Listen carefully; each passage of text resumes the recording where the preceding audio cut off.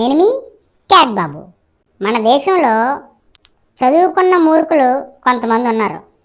కానీ చదువు లేకపోయినా సరే సంస్కారంగా పరాయి మనిషిని ప్రేమించే వ్యక్తులు కూడా కొంతమంది ఉన్నారు. వాళ్ళ కోసం ఈరోజు నేను మాట్లాడబోతున్నా. అందులో ముందు చదువుకున్నాము అని చెప్పుకున్న కొంతమంది మూర్ఖుల కోసం ప్రొఫెసర్లు అని మేము అని అనేసుకుంటున్నారు కదా, అలాంటి వాళ్ళ కోసం ఇప్పుడు మీకు చెప్పబోతున్నా. మొదటిగా మన ముసలనెక్క ముదిగొండ ఒకసారి ఏమన్నది చూడ. మంత్రగాళ్ళని చంపితే మరి జీసస్ క్రైస్ట్ చేసిన మంత్రాలు కదా, అంతే. జీసస్ క్రైస్టు హోం పట్టు అనే సరికల్లా చచ్చిన వాడు లాజరస్ అని వాళ్ళ మామ ఉన్నాడండి. మామ అంటే మేనమామ. జీసస్ క్రైస్ట్ మేనమామ ఉన్నాడు, అంటే మేరీ బ్రదరు, మేరీ మాతకు వాళ్ళ అన్నదమ్ముడు అనమాట. హోం పట్టు అనగానే ఆ మేరీ మాత బ్రదరు ఆ లాజరస్ పైకి లేచి వస్తాడు. ఇది మరి ఇది మంత్రగత్తెలు చేసే ఇది మంత్రతంత్రాలు కావా, విద్యలు కావా? భలే చెప్పాడు కదా, బైబిల్లో ఎక్కడ లేనిది కనబడింది దాన్ని తీసుకొచ్చి చక్కగా కూడా చెప్పాడు. ఏమని చెప్పాడు? యేసుక్రీస్తు గారి తల్లి మరియకి లాజరు గారు సహోదరుడట. అందుకు ఆ లాజరు యేసుక్రీస్తు గారికి మేనమామట. బాగుంది కదా, సూపర్. ఈ పక్కన వేరే బైబిల్ రాసేస్తున్నట్టున్నాడు వీడు. ఓరే ముసలనక్క ముదుగొండ, ఈరోజు నీకు భలే ఉంటుంది చూడు. మ్యాటర్ ఏంటంటే మరియమ్మ గారి సహోదరుడట ఈ లాజరు గారట. ఈ లాజరు గారినట యేసుక్రీస్తు గారు చనిపోయిన వ్యక్తిని లేపాడట. ఆయన అంటే అక్కడ మంత్రాలు చదివాడట. ఏ మంత్రాలు చదివాడు అనుకుని ఏదో బబుల్ గమ్ నవ్వులిసినట్టు చదివేతారు కదా మీ వాళ్ళు, ఆగనిసుకున్న వేటి. ఏ మంత్రం చదివాడో నాకు చెప్పాలా, అదొకటి. ఇంకొకటి, మరియమ్మ గారి సహోదరుడు లాజర్ అని నువ్వు బైబిల్ ద్వారా నిరూపించాలి. నేనైతే క్రిస్టల్ క్లియర్గా బైబిల్ ఏం చెప్పిందో అది నీకు ఇప్పుడు చూపించబోతున్నా. ఈడెంత పిచ్చేదవో ఈడెంత పిచ్చి పుల్లయ్య కూడా మీకు ఇప్పుడు చూపించబోతున్నా. బైబిల్ అందరూ ఒకసారి ఓపెన్ చేసి చూసుకోండి. ఆ లాజర్ గారు ఎవరు ఏంటన్నది మీకు నేను కాదు, ఆ ముదిగొండోడు ముసలనక్క కాదు, బైబిల్ చెప్తుంది. దాన్ని బట్టి ఆ లాజర్ ఎవరనేవారు, ఎక్కడ వారు, అసలు అతను ఎవరి బంధువు అనేది మీకు అర్థమవుతుంది. బైబిల్లోని కొత్త నిబంధన యోహాను సువార్త 11వ అధ్యాయం 1వ వచనం నుంచి ఒకసారి చదువుదాం. మరియు ఆమె సహోదరి అయిన మార్త అనువారి గ్రామమైన బెతనియేలులోనున్న లాజరు అను ఒకడు రోగి ఆయను. 2వ వచనం, ఈ లాజరు ప్రభువునకు అత్తరు పూసిన తల వెంట్రుకలతో ఆయన పాదములు తుడిచిన మరియకు సహోదరుడు. ఇక్కడ 2వ వచనంలో ఏముందంటే అయిపోయింది. 2వ వచనంలో ఏముంది? యేసుక్రీస్తు గారి మీద, యేసుక్రీస్తు గారి పాదాల మీద అత్తరు పూసి తన వెంట్రుకలతో, తల వెంట్రుకలతో శుభ్రం చేసిన ఆమె మరియా. ఆ మరియ సహోదరుడు ఎవరు? ఈ లాజర్ అనే వ్యక్తి. కానీ ఈ ముదిగొండ ముసలి నాకు ఏం చెప్తుంది? మళ్ళీ ప్రొఫెసర్ అన్న పేరట, మళ్ళీ పుస్తకాలు రాసియడం, బైబిల్ మొత్తం నాకు తెలిసి అని చెప్పిడు. మళ్ళీ ఆ లాజర్ గారట యేసుక్రీస్తు గారట మేనమామ అవుతారట. ఒరే నువ్వు వయసు పెరిగి కొద్దీ అన్నీ ముడతలాడిపోతున్నాయి విత్ బ్రెయిన్తో సహా నీకు కదా. ఈడ ఎలాంటోడంటే ఈడు పక్కన ఒకడు ఉన్నాడు. మంత్రగాళ్ళని చంపితే మరి జీసస్ క్రైస్ట్ చేసిన మంత్రాలు కదా, అంతే. జీసస్ క్రైస్టు హోం పట్టు అనే సరికల్లా చచ్చిన వాడు లాజరస్ అని వాళ్ళ మామ ఉన్నాడండి. మామ అంటే మేనమామ. జీసస్ క్రైస్ట్ మేనమామ ఉన్నాడు, అంటే మేరీ బ్రదరు, మేరీ మాతకు వాళ్ళ అన్నదమ్ముడు అనమాట. హోం పట్టు అనగానే ఆ మేరీ మాత బ్రదరు ఆ లాజరస్ పైకి లేచి వస్తాడు. ఇది మరి ఇది మంత్రగత్తెలు చేసే మంత్రతంత్రాలు కావా, విద్యలు కావా? ఏరా బొక్కల డాక్టర్, నెత్తి మీద హెలికాప్టర్ ల్యాండ్ అయ్యేంత ల్యాండ్ ఉంది పైన, మొత్తం ఏకలతో పాటు గుజ్జు కూడా మొత్తం వెళ్ళిపోయింది ఏంటి బయటికి. ఆలోచించాలి కదరా, ఆడేం చెప్తున్నా సరే అవును అవును అవును అవును అవును అవును అవును ఒరే నువ్వు ఏదో పెద్ద స్కాలర్ లాగా, బైబిల్ స్కాలర్ లాగా, ఆడేదో బైబిల్ ప్రొఫెసర్ లాగా ఇద్దరు కంబైనింగ్ కూర్చుని పోయి ఆడేదో సొల్లేస్తుంటే ఈ సోదిగాడు మళ్ళీ ఏమో అవునవునట. కనీసం బుర్ర ఉందరా ఒక్కడికైనా? లాజరు క్రీస్తు తల్లి మరియమ్మ గారి తమ్ముడా లేదా అన్నయ్య? ఇంత క్లియర్గా బైబిల్ చెప్పింది కదా. ఆయన పాదాల మీద అత్తరు పూసిన ఆవిడ మరియమ్మ ఎవరైతే ఉన్నారో ఆ మరియ ఆమె సహోదరుడని. ఆవిడ ఒక్కరిదే కాదు, మార్తా మరియా వీళ్ళిద్దరు ఉన్నారు. వీళ్ళిద్దరికీ ఆ లాజర్ అనే వ్యక్తి సహోదరుడు. ఇది ఇలా పక్కన పెట్టేసి ఆ లాజర్ గారు యేసుక్రీస్తుకి మేనమామ అవుతాడట. ఈడే మరి మొత్తాన్ని ఎట్టేస్తుండు లింకులు. ఈడు ఎలాగంటుంటేనే ఈ పక్కన బొక్కల డాక్టర్ కూడా మళ్ళీ డాక్టర్ చదివాడట. ఈడెక్కడ రికమెండేషన్ క్యాండిడేట్ లాగా ఉన్నాడు. అన్నీ తెలిసానే అతడు ఈడు, కానీ ఏమీ తెలియదు. మళ్ళీ నెత్తి మీద హెలికాప్టర్ ల్యాండ్ ఉంది. ఈడు ఇప్పుడే కాదు చాలాసార్లు అన్నాడు. మొత్తం అన్నీ తీసుకొస్తా ఉంటానే. ఇద్దరు చదువుకున్న మూర్ఖులు వీళ్ళిద్దరు మొత్తం మాదుల్లో. ఇప్పుడు ఇంకొకడు లలిపిత్తిగాడు. ఒరే లలిపిత్తే, నిన్ను వదిలేసాను అనుకున్నావా? ఏమన్నా చూడు. మా పురాణాల్లో కావచ్చు, మా పవిత్ర గ్రంథాలన్నింటిలో కూడా మా ధర్మంలో మా గోమాత గురించి చాలా గొప్పగా చెప్పబడి ఉంది. గావో విశ్వస్య మాత్రం అని చెప్పేసి చెప్తున్నారు. మాకు అంటే గోవు మాకు మాత్రమే కాదు, ఈ ప్రపంచానికే తల్లి అని చెప్పేసి మా ధర్మం చెప్తుంది. అంతేకాదు స్పృష్టస్య గావః శమయంతి పాపం అని చెప్పేసి చెప్తున్నారు. అంటే గోవుని తాకినంత మాత్రానే మీ పాపాలన్నీ పోతాయని చెప్పేసి చెప్తున్నారు. మీరే చెప్తారుగా, మేము మతం మారి నీళ్లలో మునిగిలేస్తే మా పాపాలు పోతాయి, ఎవరో ఒక వేలాడే వ్యక్తిని మేము నమ్ముకుంటే మా పాపాలు పోతాయని మీరు చెప్తారుగా. మరి మా గోమాతను తాకినంత మాత్రమే మా పాపాలు పోతాయని మా ధర్మం చెప్తుంది. గావః స్వర్గస్య సోపానం అని చెప్పి మా ధర్మం చెప్తుంది. గోవుని పూజించినంత మాత్రాన స్వర్గానికి మనకి దారి లభిస్తుంది అని చెప్పేసి మా ధర్మం చెప్తుంది. అటువంటి మా నమ్మకాల్ని మీరు ఎందుకు గౌరవించలేకపోతున్నారు? పైపచ్చి దీని పేరు మీద కోటి దేవతలు ఉంటారు, చెవులో శివుడు ఉన్నాడు, వీపులో విష్ణువు ఉన్నాడు, దాని కడుపు నడలేదు, దాని బిడ్డకు పారించుకునే అధికారం దానికి లేదు. దానికి అర్థం అవట్లా ఈ దేవతలు వైభవాలు ఏమిటో. గోవు చుట్టూ ప్రదక్షిణాలు చేయడం అంత అజ్ఞానం ఇంకోట్లే, చర్చకు సిద్ధం. పిచ్చంత ప్రచారం చేస్తున్నారు పనిగట్టు. అదో జీవి, అదో జంతువు, దాని చుట్టూ ప్రదక్షిణం చేయడం ఏంటండి? మనిషి ఆత్మ చుట్టూ తప్ప అన్నిటి చుట్టూ తిప్పుతున్నారండి. చెట్ల చుట్టూ, పుట్ల చుట్టూ, ఆవుల చుట్టూ, చీమల చుట్టూ, పాముల చుట్టూ. నీ చుట్టూ మాత్రం నువ్వు తిరక్కు, మా చుట్టూ తిరుగు, మేము సంపాదించుకుంటాం. అజ్ఞానం. అవును, అది చేస్తాం, ఇది చేస్తాం, అలాంటిది ఇలాంటిది ఓ తెగ చెప్పు. పక్కన మీ ఊడేమో అని గాలి తీస్తాడు. అది దేవదేటరా బాబు అని ఎవరికాడు మేధావుల్లా ఫీల్ అయిపోతుండ్రు. అవును, అది చేసేయాలి, ఇది చేసేయాలి, జాతీయ ప్రాణిగా ప్రకటించేయాలట. ఒరే నాకు ఒక డౌట్. ఆవును జాతీయ ప్రాణిగా ప్రకటించినట్టు ఆ ఆవుకు తెలుసా? లలిపిత్ గారికి స్పెషల్గా వేరే వీడియోతో వస్తా, పోనీలని వదిలేసా. మొన్న చాలా ఎక్స్ట్రా చేశాడు. ఏటన్నారా మన వీడియోలోని?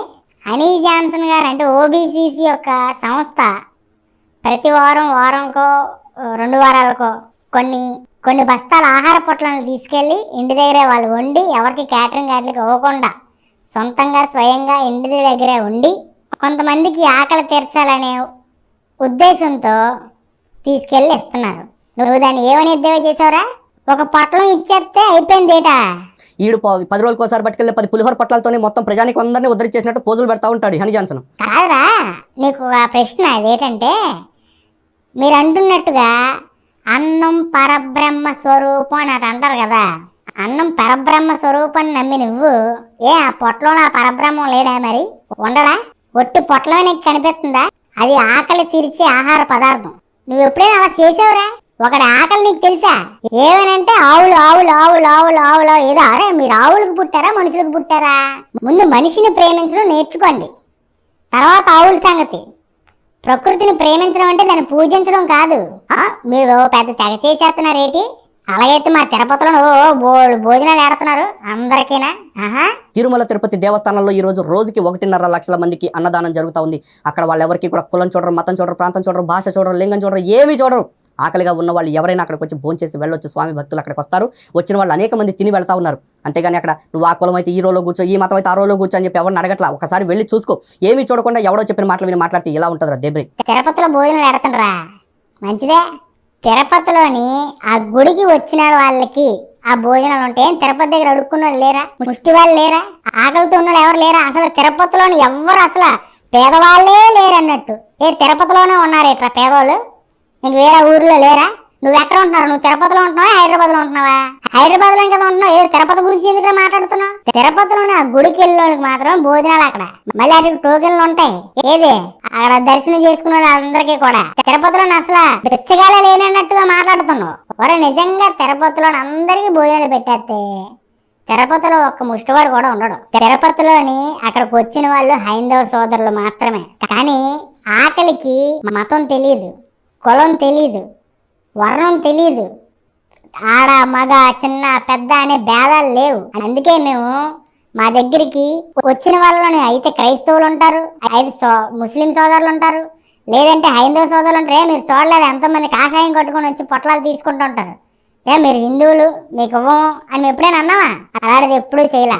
ఇంకా ఒక గుడి ఉంటుంది, ఆ గుడి దగ్గర కొంతమంది అభాగ్యులు ఉంటారు. మేము వెళ్ళి వాళ్ళకి భోజనాలు ఇస్తే ఎంతో సంతోషపడిపోతారు. తిరుపతిలోని ఒక్క హైందవ సోదరులకు మాత్రమే భోజనం. అర్థమవుతుందా?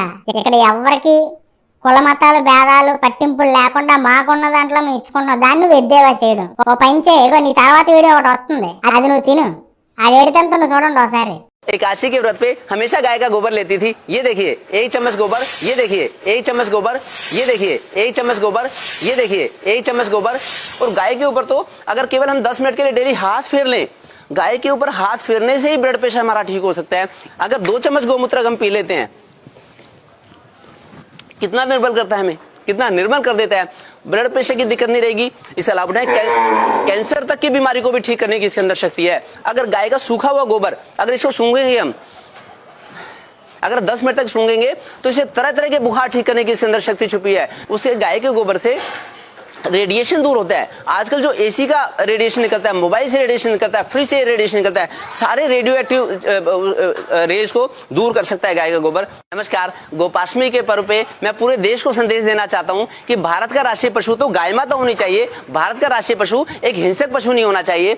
गाय से मिलने वाले पंचगव्य का एक एक हिस्सा मानव जाति के लिए बड़ा कीमती है। देखिए, अगर हम गाय के गोबर की बात करें तो मेरी मम्मी तो एकादशी के व्रत पे हमेशा गाय का गोबर लेती थी। ये देखिए 1 चम्मच गोबर।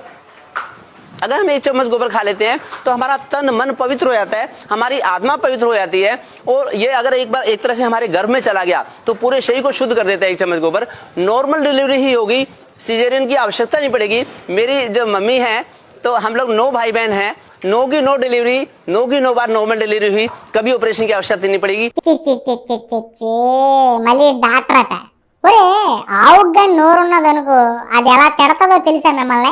ఒరే చక్కగా పాలెత్తుంటే అది తాగడం మానేసి నా ఒత్త తాగుతారేట్రా అంటది అది, నా పేడ తింటున్నారేట్రా అంటది అది.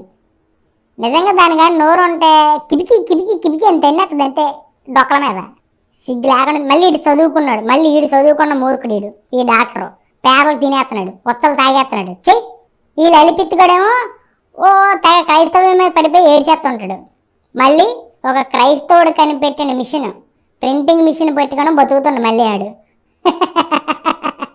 అంటే క్రైస్తవుడు లేకపోతే నీ పొట్ట నిండదనమాట ఆ మిషన్ కానీ లేకపోతే. మళ్ళీ వీడు మళ్ళీ వచ్చి మాట్లాడడం సోదిగాడు. నీకు తర్వాత ట్రీట్మెంట్ ఉంటుందమ్మా, డైరెక్ట్గా నీకోసం ఒక వీడియో పెడతా. మా అన్నలు వదిలేసాను అనుకున్నావా? వాళ్ళు వదిలా నేను వదలను కదా, మీకు ఎప్పటికప్పుడు తీసేస్తా. ఇప్పటివరకు మీరు చదువుకున్న మూర్ఖుల కోసం, లేదంటే మాకు అన్నీ తెలిసీసు మేము ప్రొఫెసర్లవి డాక్టర్లవి అది ఇది ధర్మరక్షలు అని చెప్పుకున్న వాళ్ళందరూ కూడా ఒట్టి ఎర్రి ఎంగలప్పలో. ఇప్పుడు ఒక క్రీస్తుని నమ్ముకున్న క్రైస్తవుడు చదివింది 3వ తరగతి వరకే, కానీ చాలా ఇంగ్లీష్ బాగా మాట్లాడతాడు, అందరికి అర్థమయ్యే రీతిలో మాట్లాడతాడు. ఒకప్పుడు తన జీవితం ఏంటంటే చిన్నప్పటి నుంచి తన ఫ్రెండ్స్తో కూడి 3వ తరగతి నుంచి ఇంక చదవడం మానేశాడు. ఎదిగే కొద్దీ దొంగగా మారిపోయాడు. వేరొకరు వాళ్ళ ఇండ్లలోని బంగారం డబ్బు ఏవుంటే అవి తీసుకెళ్ళిపోయి అమ్మేసి వీళ్ళు జలసాలు చేసుకోవడం. చివరికి డబ్బులు లేక వాళ్ళ ఇంట్లో తన కన్న తల్లి పెళ్లి చీరని, సిల్క్ చీరని, తన బంగారాన్ని కూడా తీసుకెళ్ళిపోయి తాకట్టు పెట్టుకొని తాగే ఒక తాగుబోతుగా ఉన్న అతని పేరు ఏంటంటే టీ రాజా. అందరూ కూడా ఆటో రాజా అని పిలుస్తారు. అయితే వీళ్ళ అమ్మగారు అతను చనిపోవాలని దేవుడికి ప్రార్థన చేసేదట. అలాంటి అతను ఈరోజు ఏం చేశాడో చూడండి, ఏ స్థాయిలో ఉన్నాడో చూడండి. క్రీస్తుని నమ్ముకోవడం వల్ల క్రీస్తుకు ప్రార్థించడం వల్ల. ఒకసారి చూడండి. Call on Mukesh Dhirubhai Ambani, Chairman and Managing Director of Reliance Industries Limited, to honor the real heroes in the category of social welfare. Can we have you on stage?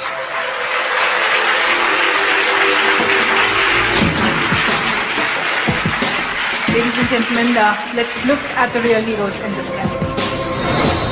The real heroes for the category social welfare are G. Raja, a home for the homeless. That's Auto Raja's mission. This Bengaluru auto driver was once a petty criminal. Today, he is a messiah for the destitute. Even Mother Teresa, she also died. Then who will care this? Then can I do this? Auto Raja's Home of Hope offers dignity and life to those the world rejected.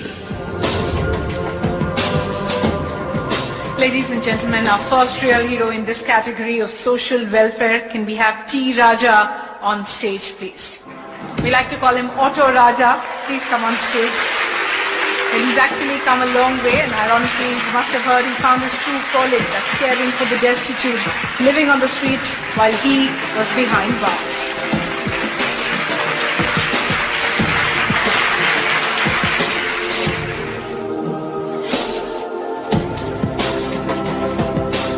Thank you for this opportunity to share my work before you. I'm not a much educated person. I studied only 3rd standard. Because of my bad friends, I lost my education. I gave a lot of trouble to my parents. My parents used to curse me, if you die, it's good for our family. They chased me out from my home. I became a destitute in the street. Sachin sir has told about Mother Teresa. Impressed. And behind, same for me is the one hero is there, Christ. I asked him, make me like Mother Teresa. I want to be a good person for the society. And now God has made me a small Mother Teresa in Karnataka.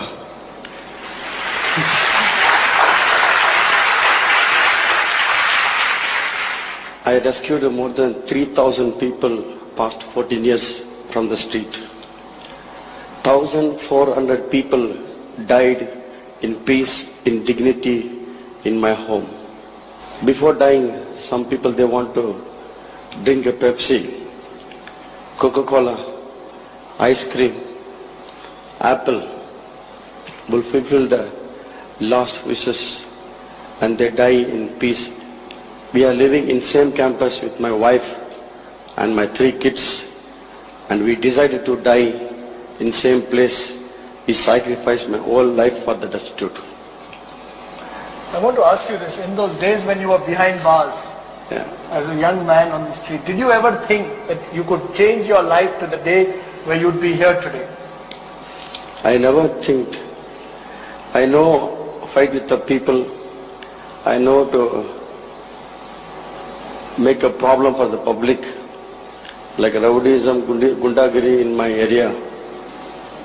But I never think God will change my life. I can say this is a gift from my God. Yeah. ఒక 3వ తరగతి చదివి auto డ్రైవర్గా పనిచేస్తున్న అతను ముందు జీవితం అంతా దొంగగా బ్రతికినా తన తల్లిదండ్రుల ద్వారా కూడా ఇంట్లో పడి నెట్టివేయబడినా క్రీస్తుని నమ్ముకొని క్రైస్తవునిగా సమాజానికి సేవ చేశాడు. ఇప్పుడు ఒక పొజిషన్లో ఉన్నాడు. ప్రొఫెసర్లు, డాక్టర్లు అని చెప్పుకుంటున్న ఈ దరిద్రులు ఎవరైతే ఉన్నారో, ఆవులు ఉచ్చలు తాగుతూ పేడలు తింటూ ఉన్నదాన్ని వక్రీకరిస్తూ, అంటే ఇదంతా దేనికోసం అంటే వాళ్ళ మతోన్మాదం కోసం. కానీ ఒక క్రైస్తవుడు ఏం చేశాడు?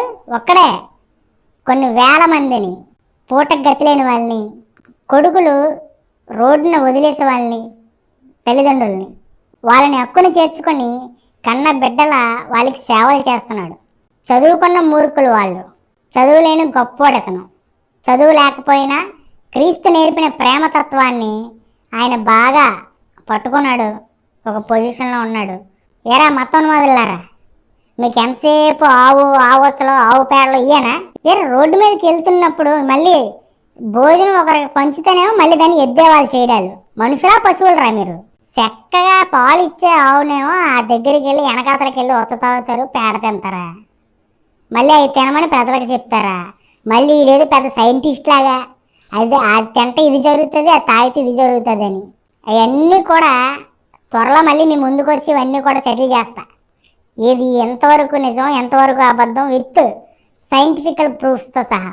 ఆవు అనే ఒక జంతువు మీద వీళ్ళు చేస్తున్న అబద్ధ ప్రచారాలు ఇవన్నీ కూడా ఎండగడతా, త్వరలో వస్తా. ఇప్పుడు ఈ సబ్జెక్ట్ మాట్లాడుకుందాం. చదువుకున్న మూర్ఖులు వీళ్ళైతే చదువు లేకపోయినా సరే సమాజంలో ఒక దొంగగా పేరు తెచ్చుకున్నా సరే క్రీస్తుని నమ్మి క్రైస్తవునిగా సమాజానికి సేవ చేస్తున్న అతను బెటరా, ఇలాంటి దరిద్రపు కొట్టి ఎవరు బెటరా? వీళ్ళు తెలివైన వాళ్ళ, అతను జ్ఞానవంతుడా? అతను మనుషుల్ని సంపాదించుకుంటున్నాడు, వీళ్ళేమో ఆవులు ఆవులు ఆవులు అనుకుంటూ రాజకీయాలు చేస్తున్నారు. ఆవు గడ్డి తినైనా బ్రతకగలదు, కానీ మనిషి గడ్డి తిని బ్రతకలేడు.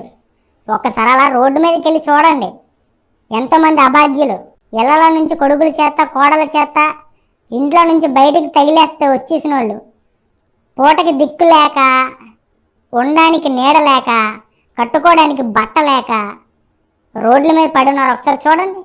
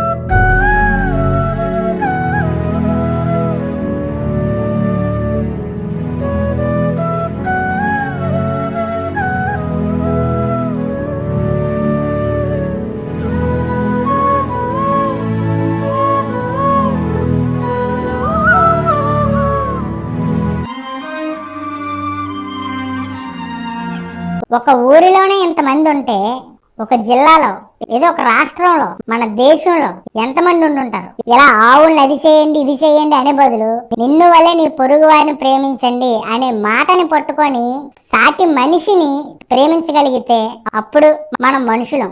మదర్ తెరీసా గారంతట కాకపోయినా చిన్న మదర్ తెరీసా అని పిలిపించుకుంటున్నాడు సమాజం చేత.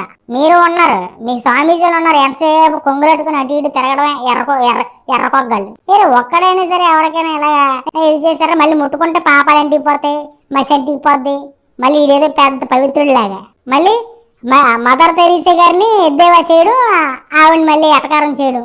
ఈ దరిద్రులు అమ్మ పెట్టదో అడుక్కొని తిన్నవద్దు అన్నట్టు ఎక్కడైనా మారండ్రా దరిద్రులారా. ఒకరికి పెట్టినప్పుడు మంచిదే అనండి, చేతనైతే మీరు కూడా పెట్టండి. అంతేగాని పెట్టినోడిని చూసి మీరు పెట్టక మళ్ళీ ఆయన చూసి కుళ్ళిపోయి మళ్ళీ దాన్ని వక్రీకరించేసి అది అలాగే ఇది ఎలాగని ముఖం మీద గుడ్డం లేక ఎవడో అందరూ వదిలేసిన నేను వదలను, చెమడాలు తీసేస్తాను. మళ్ళీ తక్కువగా ఎక్కువగా మాట్లాడితే మనిషిని ప్రేమించడం నేర్చుకోండి. బట్ట లేకపోతే బట్ట ఇవ్వండి, కూడు లేకపోతే కూడు పెట్టండి, నీడ లేకపోతే ఏదో వసతి కల్పించండి. అంతేగాని ఇలా మతాల మధ్యన కులాల మధ్యన చిచ్చులు పెట్టి రాజకీయాలు చేయకండి. అంతకంటే ఈనమైన బ్రతుకులు ఇంక లేవు. మీరు మారో నాకు తెలుసు, నేను ఉతుకుతూనే ఉంటానే. నెక్స్ట్ వీడియోలో కలుస్తా. బాయ్.